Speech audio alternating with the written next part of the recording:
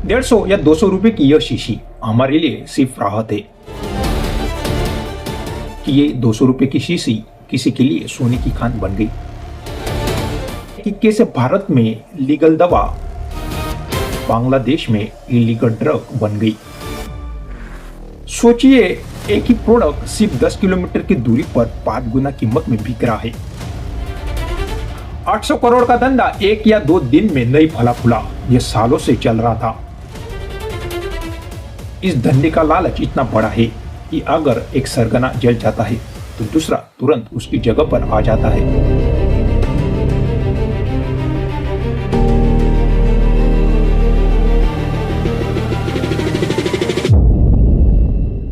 खांसी एक ऐसी समस्या जो कभी भी कहीं भी हो सकती है और इसका इलाज एक छोटी सी शीशी जिसे हम कहते हैं कफ सिरप। 150 या 200 रुपए की यह शीशी हमारे लिए सिर्फ राहत है। लेकिन क्या हो अगर मैं आपसे कहूं कि ये 200 रुपए की शीशी किसी के लिए सोने की खान बन गई। इतनी बड़ी खान जिसने कथित तौर पर 800 करोड़ रुपए की दौलत पैदा की। हम सब ने स्मगलिंग के बारे में सुना है, सोने की, हथियारों की या ड्रग्स की। लेकिन क्या आपने कभी सुना है कि एक सामान्य सर्दी खांसी की दवा एक अंतरराष्ट्रीय स्मगलिंग सिंडिकेट का हथियार बन जाए? आज हम डिकोड करेंगे शुभम जायसवाल की कहानी, एक ऐसा नाम जो अचानक ईडी और नारकोटिक्स कंट्रोल ब्यूरो की फाइलों में सबसे ऊपर आ गया। हम जानेंगे कि कैसे भारत में लीगल दवा बांग्लादेश में इलीगल ड्रग बन गई और बीच में बनपा एक ऐसा काला साम्राज्य जिसने हमारी युवा पीढ़ी को खोखला कर दिया। क्या यह सिर्फ एक आदमी की हिम्मत थी या इसके पीछे सिस्टम की एक भयानक विफलता थी? कुर्सी की पेटी बांध लीजिए क्योंकि यह कहानी बहुत गहरी है। इस पूरे स्कैम को समझने के लिए हमें सबसे पहले उस हीरो और विलन को जानना होगा। दवा का नाम है फेंसिडाइल। इन सिरप में कोडेन फॉस्फेट होता है। कोडेन क्या है? यह अफीम का एक डेरिवेटिव है, यानी यह ऑपियोइड क्लास की दवा है। भारत में कोडेन को narcotic drugs and psychotropic substances act के तहत रखा गया है। इसे शेड्यूल H1 ड्रग्स में गिना जाता है, जिसका मतलब है कि इसे बेचने और खरीदने की सख्त पाबंदी है। बिना डॉक्टर के प्रिस्क्रिप्शन के थोक बेचना अपराध है। लेकिन बांग्लादेश में स्थिति बिल्कुल अलग है। वह शराब पर सख्त इस्लामी प्रतिबंध है, इसीलिए नशे के आदी लोग सस्ते विकल्प की तलाश करते हैं। फेंसिडाइल, जिसे वे प्यार से फेंसी या डाइल कहते हैं, उनका यह परफेक्ट विकल्प बन जाता है। इसे पीने से अल्कोहल जैसा किक मिलता है और यह बहुत आसानी से उपलब्ध हो जाती है। यही से शुभम जायसवाल और उसके सिंडिकेट को बिजनेस अपॉर्चुनिटी दिखाई दी। भारत में 180 की बोतल बांग्लादेश में 800 रुपए से 1000 रुपए के बीच में बिकती है। सोचिए, एक ही प्रोडक्ट सिर्फ 10 किलोमीटर की दूरी पर 5 गुना कीमत में बिक रहा है। अब आते हैं हमारे मुख्य किरदार पर, शुभम जायसवाल पर। कहानी किसी गरीब आदमी की नहीं है जो मजबूरी में जुर्म कर रहा है। यह कहानी है उस लालच की जिसने एक साधारण से मेडिकल सप्लायर को एक अंतरराष्ट्रीय अपराधी बना दिया। जांच एजेंसियों के अनुसार शुभम जायसवाल का बेस था चंदौली, जो उत्तर प्रदेश में पड़ता है। उसने अपनी काली कमाई का नेटवर्क फैलाने के लिए 2 मास्टर स्ट्रोक खेले। पहला, शेल कंपनीज। उसने अपने रिश्तेदारों, कर्मचारियों और यहाँ तक कि अपने ड्राइवर के नाम पर दर्जनों फर्जी मेडिकल एजेंसियां खोली। कागजों पर ये फर्में बिल्कुल लीगल थी, टैक्स चुका रही थी और दवा भी खरीद रही थी। दूसरा, सप्लाई चेन हाईजैक। शुभम का सिंडिकेट बड़ी दवा कंपनियों, खासकर हिमाचल प्रदेश में स्थित, उनसे सीधे लाखों बोतलें खरीदता था। आरोप क्या है? ईडी की चार्जशीट के मुताबिक इन फर्जी फर्मों के माध्यम से जो दवा खरीदी गई वो कागजों में तो यूपी के छोटे शहरों और ग्रामीण इलाकों के अस्पतालों में खप गई, लेकिन असलियत में उसे एक डाइवर्जन रूट पर डाल दिया गया। यह इस खेल का सबसे तकनीकी और शातिराना हिस्सा है। इसे कहते हैं ई-वे बिल मैनिपुलेशन। जब कोई भी माल एक राज्य से दूसरे राज्य जाता है तो उसके लिए जीएसटी का ई वे बिल जनरेट होता है। दवा फैक्ट्री से निकलती थी, बिल पर डेस्टिनेशन होता था यूपी के फला अस्पताल या बिहार का फला डिस्ट्रीब्यूटर। ट्रक जब चंदौली या उसके पास पहुंचता था तो उसका माल कभी कभी दूसरे ट्रक में शिफ्ट किया जाता था। यह सबसे चालाकी से ई वे बिल की वैलिडिटी समाप्त होने से ठीक पहले उसे ऑनलाइन डिलीवरी या कंज्यूम हुआ दिखाई दिया जाता था। कागजों पर दवा बिक चुकी थी, लेकिन हकीकत में वही दवा लदे ट्रक बिना किसी आधिकारिक दस्तावेज के रातों रात चुपचाप पश्चिम बंगाल के मालदा, मुर्शिदाबाद या नॉर्थ 24 परगना के बॉर्डर इलाके की तरफ दौड़ पड़ते थे।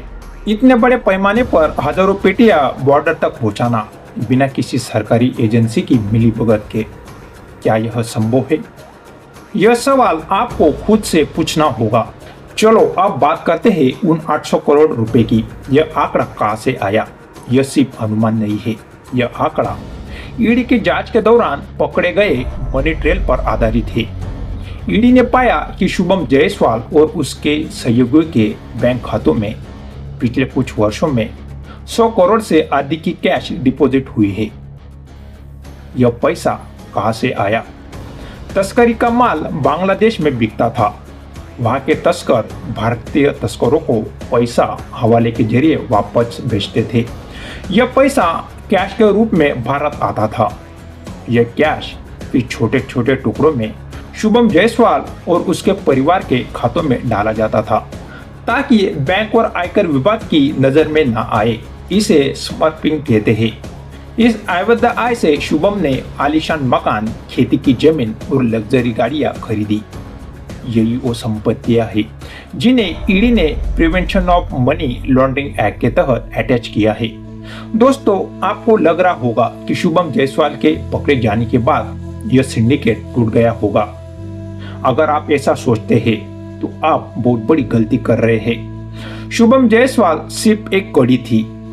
इस धंधे का लालच इतना बड़ा है कि अगर एक सरगना जल जाता है तो दूसरा तुरंत उसकी जगह पर आ जाता है। मैं आपको तो ऐसा हालिया उदाहरण देता हूँ जो साबित करते हैं कि यह मीठा जहर आज भी बॉर्डर पर जा रहा है। सिर्फ बांग्लादेश ही नहीं, नॉर्थ ईस्ट में म्यांमार बॉर्डर भी इसी तरह की तस्करी का केंद्र बना हुआ है।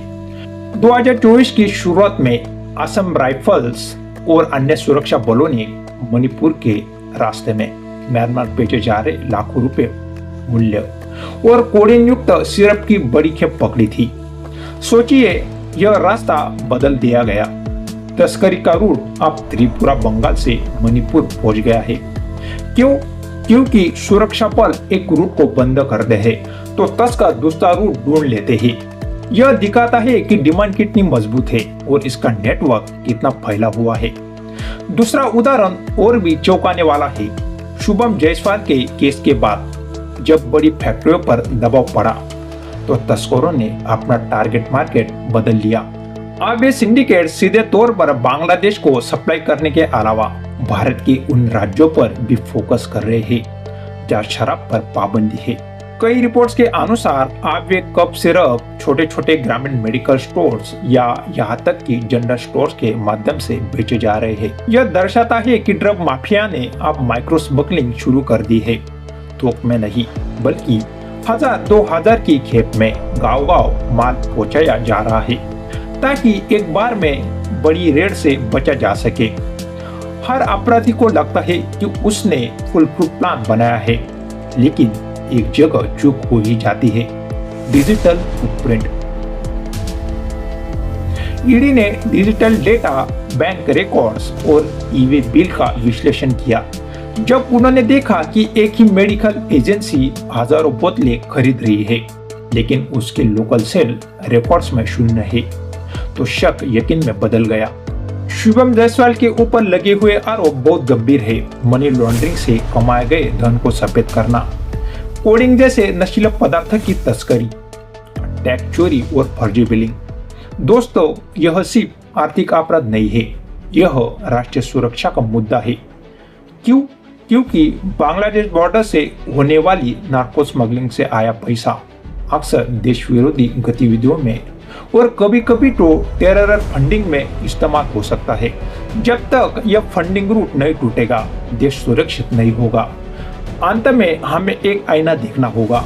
800 करोड़ का धंधा एक या 2 दिन में नहीं फला फूला, यह सालों से चल रहा था। अगर एक ट्रक ड्राइवर को पता है कि वह क्या लेकर जा रहा है, अगर बॉर्डर के पास रहने वाले गांव वालों को पता है कि क्या हो रहा है, तो क्या यह कहना सही होगा कि हमारी एडमिनिस्ट्रेटिव एंड मॉनिटरिंग सिस्टम पूरी तरह विफल रही। यह सिंडिकेट हमें यह सिखाता है कि कानून में छोटे छोटे लूपहोल्स भी कितने खतरनाक बन सकते हैं। लेकिन सबसे बड़ा नुकसान, जैसे कि मैंने पहले कहा था, वो 800 करोड़ नहीं है, बल्कि उन हजार युवाओं का भविष्य है जिन्हें इस मीठे जहर का आदी बना दिया गया। उन्होंने अपने लालच के लिए एक पीढ़ी को नशे की आग में झोंक दिया। शुभम जायसवाल और उसके सहयोगों को उनके अपराधों की सजा कानून जरूर देगा, लेकिन समाज को इस विफलता से सबक सीखना होगा। आपका ध्यान कहाँ है? जागरूक बनिए, आवाज उठाइए, क्योंकि जब तक हम जागेंगे नहीं, तब तक इसकी कहानियां खत्म नहीं होगी। वापस मिलते हैं अलग टॉपिक पे, तब तक जय हिंद, जय भारत।